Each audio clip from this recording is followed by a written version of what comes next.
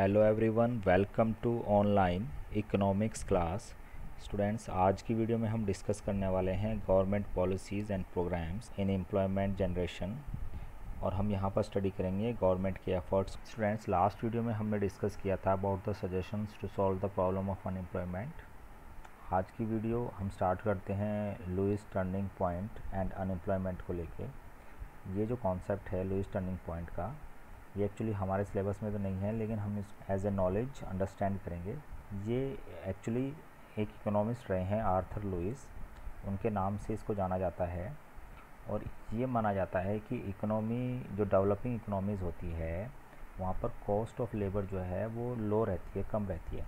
और उसके पीछे रीज़न ये होता है कि लेबर सप्लाई वहाँ पर ज़्यादा होती है, क्योंकि जो एग्रीकल्चर सेक्टर या कह सकते हैं कि रूरल एरिया की सरप्लस लेबर होती है वो माइग्रेट हो जाती है, मूव्स हो जाती है टूवर्ड्स अर्बन एरियाज़, क्योंकि उन्हें लगता है वहाँ पर अपॉर्चुनिटीज़ ज़्यादा है। और जब इंडस्ट्री में जो माइग्रेंट्स हैं उनका लोड इंक्रीज हो जाता है और लेबर फोर्स वहाँ पर ज़्यादा हो जाती है, वो उसकी वेजेस को रिड्यूस कर देती है, कम कर देती है। इसके पीछे रीज़न होता है डिमांड एंड सप्लाई का, जो हमने चेन इफेक्ट में पढ़ा है कि जब किसी कमोडिटी की सप्लाई इंक्रीज हो जाती है मार्केट के अंदर और डिमांड स्टेबल है, तो उस कंडीशन में due to the heavy load of supply prices of the commodity जो होते हैं वो डिक्रीज़ हो जाते हैं। वही अगर हम यहाँ पर कमोडिटी की जगह लेबर को समझे, क्योंकि लेबर की सप्लाई ज़्यादा हो रही है इंडस्ट्री के अंदर और वहाँ पर जो जो वैकेंसीज़ हैं वो कम हैं, तो जो वेज रेट है वो डिक्रीज़ हो जाएंगे।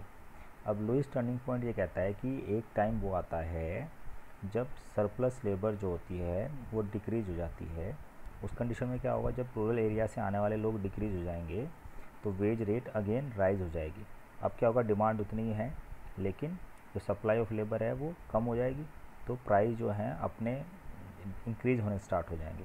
और इसी को कहा जाता है लुईस टर्निंग पॉइंट। ये माना गया है कि बहुत से लोग कहते हैं कि ये जो लुईस टर्निंग पॉइंट है, जिसमें ये कहा जाता है कि भाई एक पॉइंट के बाद वेजेस इंक्रीज हो जाती है डेवलपिंग कंट्रीज़ में, इस पॉइंट ये जो पॉइंट है वो चाइना में आ चुका है, चाइना इसको रीच कर चुका है। लेकिन जो हमारी कंट्री है वो अभी इस पॉइंट तक आने के लिए फॉर अवे है।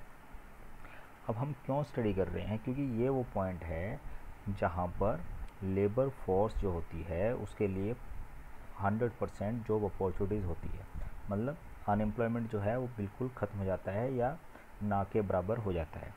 अब एक स्टडी है जो कि इंडियन एम्प्लॉयमेंट रिपोर्ट 2016 के अनुसार, जिसको human development institute of human development conduct किया था, कि अगर इंडिया अगले 15 ईयर्स में 16 मिलियन जॉब्स या कह सकते हैं 1 करोड़ 60 लाख जॉब्स जो है वो क्रिएट कर पाएगा, तो हम जो है after 15 years this Lewis turning point तक पहुंच जाएंगे और हमारे यहाँ भी जो वेज रेट है वो इंक्रीज जाएंगे। और साथ में ये वो पॉइंट होगा आफ्टर 15 ईयर्स जहाँ पर neither surplus labour nor unemployment, बिल्कुल भी अनएम्प्लॉयमेंट नहीं रहेगा हमारी इकोनॉमी में। तो चलिए अब डिस्कस करते हैं government policies and programmes in employment generation.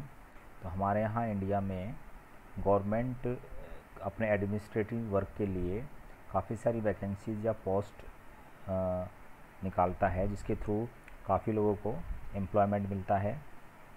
तो हम कह सकते हैं government employees people in various departments for administrative purpose, और इट रन्स इंडस्ट्रीज़, और ये कुछ इंडस्ट्रीज़ भी चलाती हैं जैसे होटल्स हैं, ट्रांसपोर्ट हैं, कंपनीज़ हैं, और hence provide employment directly to workers, इसके थ्रू डायरेक्टली एम्प्लॉयमेंट मिलता है वर्कर्स को।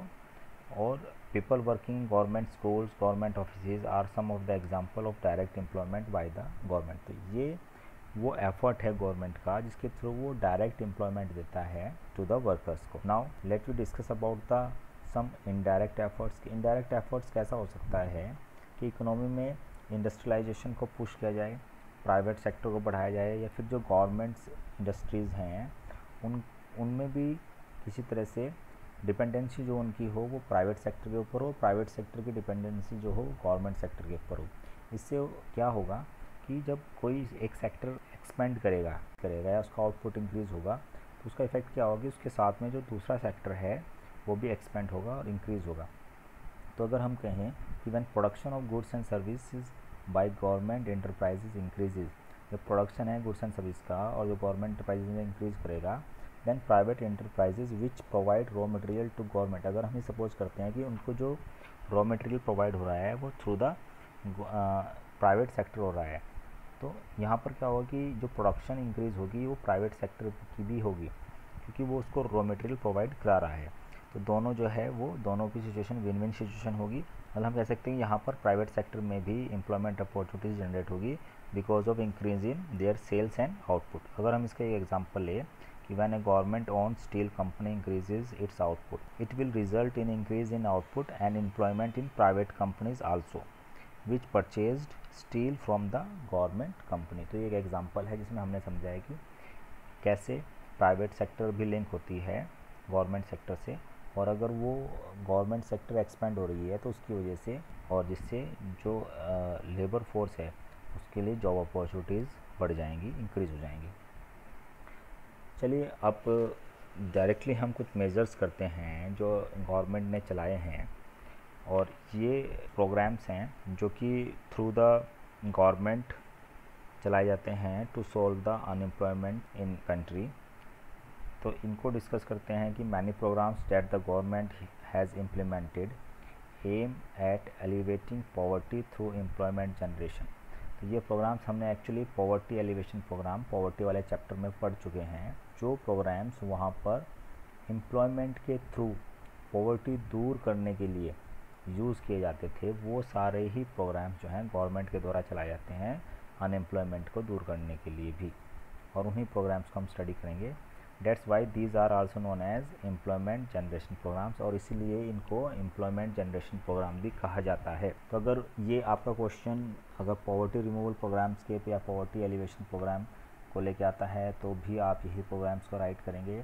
और अगर इस क्वेश्चन में ये पूछते हैं कि भाई गवर्नमेंट ने क्या किया है टू अनएम्प्लॉयमेंट को दूर करने के लिए, तो तब भी इन्हीं प्रोग्राम्स को राइट किया जाएगा।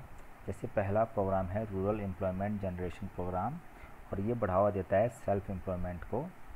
सो ये प्रोग्राम क्या करता है कि सेल्फ एम्प्लॉयमेंट अपॉर्चुनिटीज़ है अर्बन एरियाज़ में उनको बढ़ाता है। किसके थ्रू? जैसे खादी और विलेज इंडस्ट्रीज़ हैं, इनके थ्रू फाइनेंशियल असिस्टेंस दी जाती है। जैसे लोन होते हैं या बैंक के थ्रू लोन देते हैं, लेकिन इसको किसके द्वारा प्रोवाइड किया जाता है? Through the khadi and village industries के थ्रू। इससे वो छोटी छोटी स्मॉल इंडस्ट्रीज़ या कॉटेज इंडस्ट्रीज़ अपनी बिल्टअप कर सकें और एक सेल्फ एम्प्लॉयमेंट अपॉर्चुनिटीज़ को गेन कर सकें अर्बन एरियाज़ में।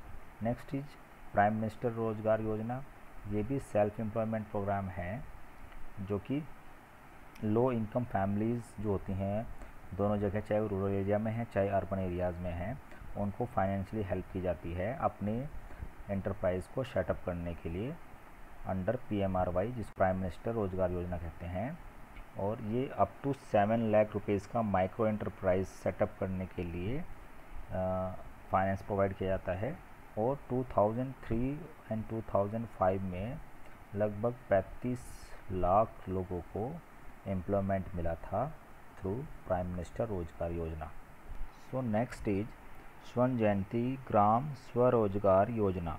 It is also self employment related program, और ये लॉन्च हुआ था अप्रैल 1, 1999 में। इसका भी एम्स था माइक्रो एंटरप्राइजेज़ को सेटल करने के लिए, और ये पुअर फैमिलीज़ को स्वरोजगार देता है। सो ये माइक्रो एनकरेज करता है माइक्रो एंटरप्राइजेज़ बिल्टअप करने के लिए पुअर फैमिलीज़ को, ताकि वो अबव पॉवर्टी लाइन आ सके और वो एक तरह से ऑर्गेनाइज कर सके सेल्फ हेल्प ग्रुप्स। तो एक्चुअली ये एक तरह से एफर्ट है सेल्फ हेल्प ग्रुप बिल्डअप करने के लिए, और जिसको हम जानते हैं स्वर्ण जयंती ग्राम स्वरोजगार योजना। नेक्स्ट इज संपूर्ण ग्रामीण रोजगार योजना। ये जो प्रोग्राम है ये वेज एम्प्लॉयमेंट रिलेटेड प्रोग्राम है, जिसको लॉन्च किया गया था सितंबर 2001 में। ये जो स्कीम होती है ये प्रोवाइड कराती है वेज एम्प्लॉयमेंट, जिसको कह सकते हैं हम डेली वेजेस प्रोवाइड कराती है पुअर अनस्किल्ड वर्कर्स को रूरल एरियाज़ के अंदर। इन लोगों के पास ज़्यादा जो अपॉर्चुनिटीज़ नहीं होती है, कि जो कॉस्ट होती है वो भी स्टेट और सेंटर आपस में शेयर करता है। Next is Mahatma Gandhi national rural employment guarantee act 2005।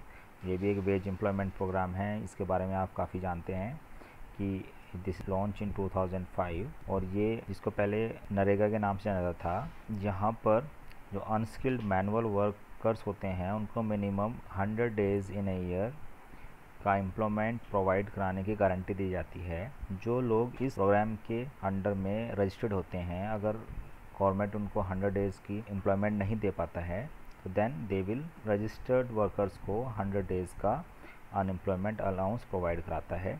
और ये जो प्रोग्राम है it is 100% centrally finance program है और जो कि 150 backward districts of the country में चल रहा है।